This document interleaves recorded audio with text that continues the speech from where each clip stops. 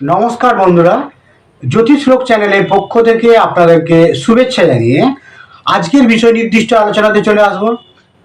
আপনারা ভিডিওটি শেষ পর্যন্ত দেখবেন। ভিডিওটি যদি ভালো লাগে ভিডিওটি শেয়ার করবেন এবং চ্যানেলটি সাবস্ক্রাইব করবেন এবং পাশে থাকা বেল বাটন আপনারা প্রেস করে রাখবেন ভবিষ্যতে নতুন নতুন ভিডিওর নোটিফিকেশন পাওয়ার জন্য। তো চলে আসুন, আজকের আলোচ্য বিষয়ে আমরা চোখ রাখি।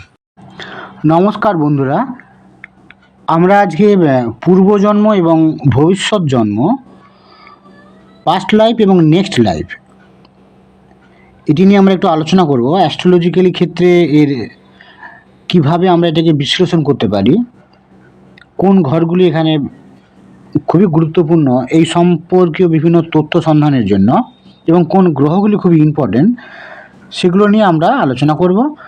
তো আমরা এখানে কিছু কিছু ভাবকে আমরা এখানে হাইলাইট করেছি, যেমন লগ্ন ভাব, পঞ্চম ভাব, ষষ্ঠ ভাব, নবম ভাব, দ্বাদশ ভাব, এবং অবশ্যই কিছু প্ল্যানেটকেও আমরা এখানে দেখিয়েছি, শনি, রাহু এবং কেতু। তো এই যে সাবজেক্টটি আজকে, এটি অনেক বিতর্কিত সাবজেক্ট। তো আমরা দেখেছি কি যে বিভিন্ন তথ্য বিভিন্ন সময়ে আমরা এই পূর্বজন্ম সংক্রান্ত ক্ষেত্রে বিভিন্ন ভাবকে বিভিন্ন সময় অ্যাক্টিভ করিয়ে বিভিন্ন বইয়েতেও কিন্তু বিভিন্ন তথ্য দেওয়া আছে। তো সেই হিসাবে যেমন আমরা কোনো জায়গায় আমরা দেখি যে লগ্ন ভাব যেহেতু বর্তমান জন্ম, তাই দ্বাদশ ভাবকে কিন্তু আগের জন্ম ধরে একটা ক্যালকুলেশন করা হয়, মানে দ্বাদশ ভাবকে লগ্ন ধরে একটা ক্যালকুলেশন আমাদের চালিয়ে যায়। তারপরে গ্রহগুলো যেখানে যেখানে বসে আছে সেই অনুযায়ী আমরা একটা বিচার বিশ্লেষণের মধ্যে চলে আসি। প্রথম ভাবটাই তো মেন, তার উপর বেশ করেই তো সমস্ত কিছু ঠিকঠাক হবে। তো যেহেতু বর্তমান জন্ম যে লগ্ন সেটি বর্তমান জন্মের ঘটনার কথা বলবে, তাই তার আগের ঘর মানে দ্বাদশ ঘর, সেটিকে লগ্ন ধরে অন্যান্য গ্রহগুলি যেরকম যে ঘরে বসে আছে সেই অনুযায়ী আমরা একটা বিচার ব্যবস্থাকে এগিয়ে নিয়ে যাই। আবার কোনো কোনো ক্ষেত্রে আমরা এই ধরনের তথ্য পাই যেখানে আমরা দেখি যে ষষ্ঠ ভাবকে কিন্তু লগ্ন ধরা হয়। ষষ্ঠ ভাবকে লগ্ন ধরে আমরা অ্যান্টি ক্লক অনুযায়ী যদি কাউন্ট করি, পঞ্চম ভাব থেকে কিন্তু সেখানে আমাদের পূর্ব জন্ম সম্পর্কে একটা তথ্য আমরা পাই। কারণ পূর্ব জন্মের যে তথ্য সেটি পঞ্চম ভাব থেকে পাওয়া যায়। সঞ্চিত কর্মের সঙ্গে এই পঞ্চম ভাবকেও তুলনা করা হয়। তো এই যে লাস্টের কথাটি আমি বললাম, সঞ্চিত কর্ম, এর সঙ্গে পঞ্চম ভাবের সম্পর্ক থাকতেই পারে, কারণ তার মধ্যে অনেক লজিক আছে। পরবর্তীকালে আমরা এটাতে আসবো। আরেকটি গুরুত্বপূর্ণ তথ্য সেটি হচ্ছে কি যে আমাদের সঞ্চিত কর্মের ক্ষেত্রে D16 ডিভিশনাল চার্টের সেটিও কিন্তু খুবই গুরুত্বপূর্ণ। আর আমাদের যে কর্মের যে ভাগ যেগুলো আমরা আছে, যে প্রারব্ধ কর্ম, সেক্ষেত্রে তো লগ্ন ভাব খুবই গুরুত্বপূর্ণ। সঞ্চিতের মধ্যে একটা অংশ বর্তমানে আমাদেরকে ভোগ করতে হবে, সেটাই প্রারব্ধ। সঞ্চিত কর্মের মধ্যে একাধিক কর্ম সেখানে লুকিয়ে আছে, তার একটা অংশকে বর্তমান সময়ে বর্তমান জীবনের জন্য বরাদ্দ করা হয়, যে এই জীবনে এটা ভোগ করতে হবে, সেটাই প্রারব্ধ। আর সঞ্চিত কর্মের মধ্যে আরও অনেক জন্মের বিভিন্ন গুরুত্বপূর্ণ তথ্য সেখানে আছে। তো এইরকম একটা ব্যাপার এখানে লক্ষ্য করা যায়। তো এবার আমরা আজকে যে আলোচনাটি করব সেখানে একটা অন্য আঙ্গিকে আমরা একটু বিচার বিশ্লেষণ করার চেষ্টা করব। তো লগ্নকে আমরা এখানে প্রেজেন্ট লাইফ হিসাবে ধরছি, এবং নবম ভাবকে আমরা এখানে পাস্ট লাইফ হিসাবে আমরা ধরব, আর পঞ্চম ভাবকে আমরা এখানে ফিউচার লাইফ হিসাবে আমরা দেখব, মানে ফিউচার লাইফের লগ্ন ধরে আমরা কাউন্ট করব। তাহলে আমরা বর্তমান জন্মের সম্পর্কে জানতে গেলে বর্তমানে যে চারটি লগ্ন আছে সেটার উপর বেশ করে আমরা বিভিন্ন বিচার বিশ্লেষণ করলাম, তার শিক্ষা, পড়াশুনো, তার অগ্রগতি সব কিছু। আবার যখন আগের জন্মের সম্বন্ধে জানতে চাইব, তখন নবম ভাবকে লগ্ন ধরে আমরা বিভিন্ন ভাবকে বিভিন্নভাবে যে গ্রহগুলি অবস্থান করছে সেই অনুযায়ী আমরা একটা সিদ্ধান্তে পৌঁছতে পারবো। আবার যদি ভবিষ্যৎ জন্মের কথা বলি, সেখানে পঞ্চম ভাবকে আমরা লগ্ন ধরে আমরা বিভিন্ন গ্রহগুলি যেখানে অবস্থান করছে তার উপর বেশ করে ভবিষ্যৎ জন্মে আমাদের জন্য কি জন্ম আমাদের জন্য অপেক্ষা করে আছে, সেখানে আমাদের কর্মজীবন কীরকম হবে ইত্যাদি সম্পর্কে আমরা একটা ধারণা করতে পারবো। এখন প্রশ্ন হচ্ছে কি যে লগ্ন ভাবকে আমরা ইন্ডিকেট, লগ্ন ভাব যেহেতু জাতককে ইন্ডিকেট করে, তাই কিন্তু এটি হচ্ছে প্রেজেন্ট ভাবকে নির্দেশ করে, প্রেজেন্ট জীবনকে নির্দেশ করে, প্রেজেন্ট জীবনের লগ্নকে নির্দেশ করে এই লগ্ন ভাব। প্রত্যেকটার মধ্যে একটা লজিক থাকবে। এবার নবম ভাবে যদি আমরা চলে আসি, নবম ভাব বাবাকে নির্দেশ করে, তাই এটি পাস্ট লাইফ। কেন না, বাবা আমার আগে পৃথিবীতে এসেছে, সেই হিসেবে কিন্তু এখানে এই লজিকটি তৈরি হচ্ছে যে যেহেতু বাবা আমার আগে এসেছে বা তার হাত ধরে আমাকে এখানে আসতে হয়েছে পৃথিবীতে, তো সেই হিসাবে আমার যে জন্মের আগের জন্ম, যেটা আমার আগের জন্ম কিন্তু 9th হাউস থেকে কিন্তু কাউন্ট করা হবে। এবার চলে আসবো পঞ্চম ভাব। পঞ্চম ভাব হলো পুত্রের কারকতা দেয়, আমরা জানি। তো তাই এটি ভবিষ্যৎ জন্মের কথা বলে, কারণ পুত্র আমার পরে পৃথিবীতে আসছে, ভবিষ্যতের কথা বলছে। সেই হিসাবে পঞ্চম ভাব থেকে আমাদের ভবিষ্যৎ জন্মের কথা জানা যায় ওইটিকে লগ্ন ধরে। এছাড়া পঞ্চম হাউসটা কি না, পঞ্চম হাউস হলো নবমের, আমরা যেটা যদি কাউন্ট করি যে নবমের নবম ভাবকে লগ্ন ধরলাম, আমরা যদি অ্যান্টি ক্লক অনুযায়ী কাউন্ট করি তাহলে 1 2 3 4 5 6 7 8 9, তাহলে নবমের নবম হচ্ছে পঞ্চম ভাব। তো সেখানে কিন্তু ভাগ্যের ভাগ্য সেটা কিন্তু ফিউচার, মানে বর্তমান যে জীবন, তার বর্তমানের যে ভাগ্য, আমাদের কর্মজীবন, বর্তমান জীবনের যে ভাগ্য, তার যে ভাগ্য সেটা তো অবশ্যই ফিউচার হবে। তো সেই হিসাবে নবমের নবম ভাগ্যের ভাগ্য পঞ্চম ভাব, সেই হিসেবে ফিফথ ভাব কিন্তু ভবিষ্যৎ জন্মের কথা বলছে। এই ধরনের একটা তথ্য কিন্তু আছে। তাহলে একাধিকভাবে আমরা পূর্বজন্মকে আমরা দেখতে পারি। তবে আমি যে আঙ্গিকে আজকে আলোচনা করছি, যেখানে পূর্বজন্ম যেমন উঠে এসেছে, বর্তমান জন্ম এবং ভবিষ্যৎ জন্ম, সেই সবগুলিকে আমরা বিচার বিশ্লেষণ করতে পারবো। এবার এখানে 9th হাউসকে লগ্ন ধরে যদি আমরা পাস্ট লাইফ সম্পর্কে আমরা বিভিন্ন তথ্য আমরা জানতে পারি, তাহলে এখানে আর পঞ্চম ভাবকে ধরে আমরা ভবিষ্যৎ জীবনের সম্বন্ধে জানতে পারবো, আমরা পরের জন্ম যেটা থাকছে, মানে নেক্সট লাইফ।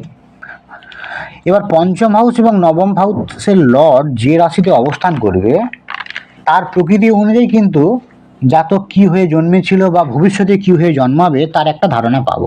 নবম হাউস আর পঞ্চম হাউসের যে লর্ড, সে কোন রাশিতে অবস্থান করছে, সেই রাশির যে প্রকৃতি, মানে অগ্নি পৃথ্বী বায়ু জল এলিমেন্ট হিসেবে, তো সে কী ধরনের রাশিতে অবস্থান করছে, অগ্নি পৃথ্বী বায়ু জল এবং চর স্থির যার আর যে দাত্তক রাশি, এই যে পাঁচটা যে আমাদের আমরা অগ্নি পৃথ্বী বায়ু জল আর চর স্থির আর দ্বৈত, এর উপর বেস করে আমরা ঠিক করব যে একজন ভবিষ্যতে সে কী ধরনের অবস্থার মধ্যে অতীতে বা ভবিষ্যতে পড়তে পারে, কী ধরনের অবস্থার মধ্যে, বা কোন জন্ম তার জন্য অপেক্ষা করে আছে, বা কী জন্ম সে ভোগ করে বর্তমান জন্মে প্রবেশ করেছে। যদি আমরা দেখি যে নবম ভাবের যে অধিপতি সে স্থির রাশিতে অবস্থান করেছে, আমরা তো জানি যে চর রাশি, স্থির রাশি, দ্বৈত রাশি আমরা জানি, পরপর এইভাবে কাউন্ট হতে হতে 12টি রাশি পর্যন্ত আসবে।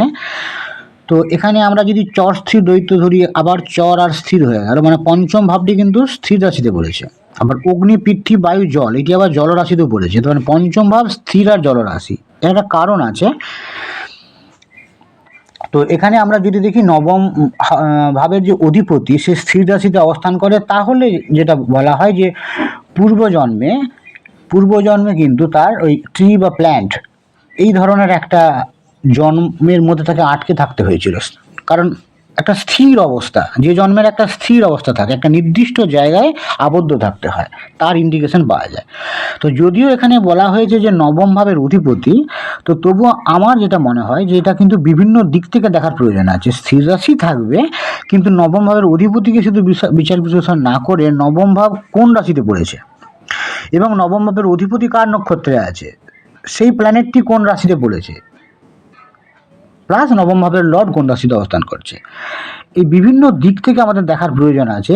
যদি দেখা যায় যে বেশিরভাগই একই ধরনের কথা বলছে, তখন কিন্তু আমাদের এই সিদ্ধান্তে পৌঁছতে হবে যে পূর্বজন্মে তার এই ট্রি বা প্ল্যানেট, মানে যাদের গাছের কথা বলা হচ্ছে, এই ধরনের জীবন, যাদেরকে একটা জায়গায় আবদ্ধ থেকে জীবনযাপন করতে হয়, এই ধরনের একটা জীবন তার পূর্বজন্মে তাকে ভোগ করতে হয়েছে। যদি দেখা যায় যে নবম হাউসের লর্ড চর রাশিতে অবস্থান করে, তাহলে পূর্বজন্মে অ্যানিমেল হয়ে জন্মগ্রহণ করতে করার একটা ধারণা আমরা করতে পারি। যদি চর রাশিতে যদি আমাদের দেখা যায় যে 9th হাউসের লর্ড চর রাশিতে অবস্থান করছে, 9th হাউসের লর্ড চর রাশি তো আমরা জানি মেষ হচ্ছে চর রাশি,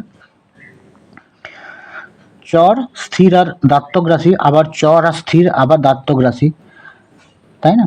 তো এইভাবে কিন্তু চলতে থাকবে।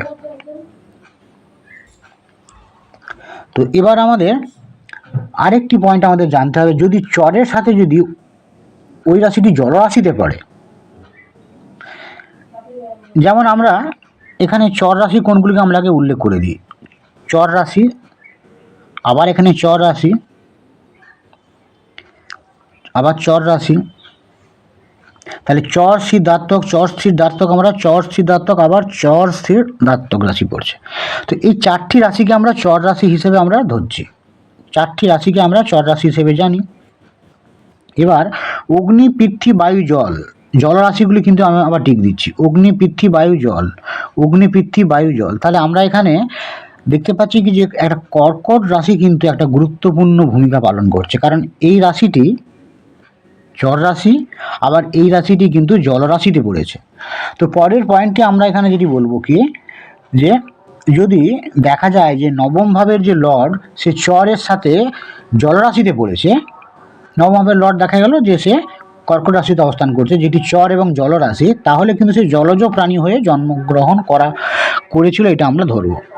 তো এই ধরনেরও কিন্তু বহু এই ধরনের তথ্য কিন্তু আছে যে রাশিগুলির যে ক্যারেক্টার এর উপর বেস করে সে কোন ধরনের তা জন্মগ্রহণ করবে, কোথায় জন্মগ্রহণ করবে, সেই সম্পর্কে আমরা একটা ধারণা পাবো। যদি 5th হাউস এবং 9th হাউসের লর্ড তারা যদি নিজেদের রাশিতে থাকে, আমরা ধরলাম কি যে এই সম্পর্কে তো আমরা জানলাম অ্যানিম্যাল এবং উদ্ভিদের যে জীবনযাপন। তো এখানে কিন্তু বারবার একটা কথাই বলা যে শুধুমাত্র 9th হাউসের লর্ডকে ধরে এগোলে হবে না, 9th হাউসটা কোন ঘরে পড়েছে, 9th হাউসের লর্ড কোন ঘরে অবস্থান করছে, এবং 9th হাউসের যে লর্ড সে যার নক্ষত্রে আছে সেই নক্ষত্রের অধিপতি কোন রাশিতে অবস্থান করছে, তার ক্যারেক্টার কি, এতগুলো জিনিস দেখার প্রয়োজন আছে। আচ্ছা, এবার যেটাকে আমরা আসবো যে যদি 9th হাউসের লর্ড বা 5th হাউসের লর্ডকে আমরা যদি দেখি যে নিজেদের রাশিতে অবস্থান করছে, প্রত্যেকেরই তো একটা ওন রাশি আছে, ওন হাউস আছে, সেই রাশি কিংবা তাদের একটা উচ্চস্থ একটা রাশি আছে, যে কোনো প্ল্যানেটেরই একটা উচ্চস্থ রাশি থাকে। তো সেই উচ্চস্থ রাশি বা নিজের রাশি তে যদি অবস্থান করে, তাহলে কিন্তু বলা হয়েছে যে পূর্বজন্মে সে মানুষ হয়ে জন্মেছিল বা পূর্বজন্মেও তার জন্মগ্রহণটা মানুষ হিসাবে হয়েছিল, এই সম্পর্কে আমরা একটা ধারণায় পৌঁছতে পারবো। এবার আমরা আরও একটি গুরুত্বপূর্ণ তথ্যে চলে আসবো যে 6th হাউস হলো কি পূর্বজন্মের কর্ম। 6th হাউস সম্বন্ধে আমরা চলে আসবো। পূর্বজন্মের কর্ম কেন বলা হচ্ছে না, 9th হাউস হচ্ছে পূর্বজন্ম, এই 9th হাউস থেকে যদি আমরা কাউন্ট করি 6th হাউস হচ্ছে 10th হাউস, 9th হাউস থেকে কাউন্ট করলে 6th হাউস হচ্ছে 10th হাউস পড়ছে, তার মানে এটি হচ্ছে পূর্বজন্মের কর্মের ঘর। পূর্বজন্মের কর্মের ঘর হচ্ছে 6th হাউস। তাহলে যখন আমরা দেখব কি যে 6th হাউসটা কারো দুর্বল আছে, পীড়িত আছে, তখনই আমরা কি দেখতে পাই, তাকে দেখা যায় কি যে তাকে বিভিন্ন রকমের বাধা বিপত্তির মধ্যে দিয়ে যেতে হচ্ছে। 6th হাউসটা disturb. তাহলে 6th হাউস ইন জেনারেল কিসের কারকতা দেয় না, রোগের কারকতা দেয়, শত্রুর কারকতা দেয়, বাধার কারকতা দেয়। এগুলো আমরা কোথা থেকে পেয়েছি? লগ্ন সাপেক্ষে ষষ্ঠ ভাব রোগের কথা দেয়, রোগের কারকতা দেয়, শত্রু কারকতা দেয় এবং বাধার কারকতা দেয়। অবস্টাকল, বাধা আসে বিভিন্ন দিক থেকে। তো এগুলো আমরা পেয়েছি কিন্তু পূর্বজন্মের কর্ম থেকে, কারণ নবম ভাবের দশম ভাব হচ্ছে ষষ্ঠ ভাব, পূর্বজন্মের যে কর্ম তার থেকেই আমরা, সেখানে আমাদের কর্ম ভালো ছিল না পূর্বজন্মের, সেই জন্যই আমরা একাধিক রোগ পেয়েছি, শত্রুতা পেয়েছি বিভিন্ন মানুষের, এবং বিভিন্ন বাধার সম্মুখীন হতে হচ্ছে। অতএব একটার সঙ্গে একটা কিন্তু রিলেটেড। তাহলে যদি আমরা দেখি যে 6th হাউস দুর্বল থাকে, সে বিভিন্ন রকমভাবে দুর্বল হতে পারে, তাহলে রোগ, শত্রু, বাধা ইত্যাদি আসবে, কারণ অতীত জীবনের কর্মফল। যদি 6th লর্ড যদি ভালো অবস্থায় থাকে, শুভ গ্রহের সাথে সহাবস্থান করে বা দৃষ্টি পায় 6th হাউসটি, তাহলে কিন্তু কি হবে, তার রোগে ভোগার সম্ভাবনা কমবে, বর্তমান জন্মে শত্রুতা কমবে, জীবনে বাধা কম আসবে, কারণ তার অতীত জীবনে কারণ না 9th হাউসের দশম হাউস যেহেতু ষষ্ঠ ভাব, অতীত জীবনের কর্ম তার ভালো ছিল, সেই জন্যই সে বর্তমানে কম রোগে ভুগছে, বা সেখানে দেখা গেছে কি যে সে বিভিন্ন রকমের যে শত্রুতা থেকে সে অনেক দূরে থাকছে এবং অনেক কম বাধার মুখোমুখি হতে হচ্ছে। তাহলে 6th হাউস স্ট্রং থাকলে এসে শুভ রেজাল্টগুলি পাবে এবং পূর্বজন্মের কর্ম তার ভালো ছিল এই সম্পর্কে আমরা একটা সিদ্ধান্তে পৌঁছতে পারবো। এবার আমরা চলে আসবো গ্রহের মধ্যে। অনেক গ্রহই কিন্তু পূর্বজন্মের কর্ম সম্পর্কে বিভিন্ন রেজাল্টের কথা বলে। আমরা এখানে 3টি গ্রহকে নিয়েছি, একটি শনি, একটি রাহু, একটি কেতু। তো আমরা প্রথমে শনি সম্বন্ধে আমরা একটু বলে নেব যে গ্রহের মধ্যে শনি পূর্বজন্মের কথা বলে। শনি ইন্ডিকেট করে কিনা অতীত জীবনের কোনো একটা বিষয় যেটি আপনি সেই জন্মে পূর্ণ করতে পারেননি, বর্তমান জন্মে সেটি পূর্ণ করার জন্য আপনার জন্ম হয়েছে। এটি শনিও যেমন বলে, রাহুও ঠিক তেমন বলে। পূর্ব জন্মের যে অপূর্ণ যে আকাঙ্ক্ষা, ইচ্ছে, সেগুলো যখন একটা অতিরিক্ত মাত্রায় পৌঁছয় তখনই তাকে কিন্তু আবার সেগুলি পরিপূর্ণ না হওয়ার কারণে সেগুলি পূর্ণ করার জন্য এই জন্মে তাকে জন্মগ্রহণ করতে হয়েছে। এটি 1 নম্বর শনি, 2 নম্বর রাহু, এই দুটি গ্রহ কিন্তু এই পূর্বজন্ম সম্পর্কিত এইরকম তথ্য একটা দিয়ে থাকে। এবার কেতু সম্পর্কে আমরা চলে আসবো। পূর্বজন্ম সম্পর্কিত কেতু পূর্বজন্মেরও কথা বলে। সেখানে কি হয়, কেতু একটা রিমাইন্ডারের ভূমিকা পালন করে। কেতু পূর্বজন্মের যে অভিজ্ঞতা, কেতু যদি ভালো থাকে কারো চাটে আমরা কেতুকে যদি ভালো অবস্থায় দেখি, তাহলে পূর্বজন্মের অভিজ্ঞতাগুলি তার মধ্যে আছে এটি ধরে নিতে হবে। তখন সে বর্তমান জন্মে ওই একই পরিস্থিতিতে সে সেখান থেকে বেরিয়ে আসতে পারবে অনেক সহজেই, কারণ পূর্বজন্মের অভিজ্ঞতাগুলি এখানে অ্যাক্টিভ হয়ে গেছে। কিন্তু যদি কারো চার্টে আমরা দেখি যে বর্তমান যে D1 চার্টে কোনো কেতুর যদি দুস্থানে থাকে বা সেখানে পীড়িত হয় কোনো নৈসর্গিক পাপক গ্রহ দ্বারা, কেতু যদি দুর্বল থাকে, তাহলে কিন্তু পূর্বজন্মের অভিজ্ঞতাগুলো তার অ্যাক্টিভ হচ্ছে না। তখন তাকে কিন্তু বিভিন্ন রকমের বাধার সম্মুখীন হতে হবে, বিভিন্ন রকমের অবস্টাকেলের মুখোমুখি হতে হবে। ভবিষ্যতে বিভিন্ন রকমের বাধা আসবে, কিন্তু পূর্বের অভিজ্ঞতা যদি তার স্মরণে নেই, তাকে কিন্তু ভুগতে হবে। কেতু ভালো থাকা আর না থাকার মধ্যে এটাই পার্থক্য। কেতু ভালো থাকলেই সে কিন্তু ওই প্রতিকূল অবস্থা থেকে বেরিয়ে আসতে পারবে, কারণ পূর্বজন্মের অভিজ্ঞতাটা তার অ্যাক্টিভ হয়ে আছে। আর কেতু যদি দেখা যায় যে দুস্থানে আছে, একটা নেগেটিভ গ্রহের সঙ্গে সহাবস্থান করছে, পীড়িত যদি থাকে, দুর্বল থাকে, তখনই কিন্তু কেতু অ্যাক্টিভ থাকছে না এবং তখন তাকে কি করতে হবে, যে তাকে বর্তমান জন্মে পূর্বজন্মের অভিজ্ঞতা সেইভাবে অ্যাক্টিভ না হওয়ার জন্য তাকে ভুগতে হবে, ঠকে শিখতে হবে। আজ এই পর্যন্তই। পরবর্তীকালে আমরা আবার অন্য কোনো গুরুত্বপূর্ণ টপিক নিয়ে আলোচনা করব। ভালো থাকবেন, নমস্কার।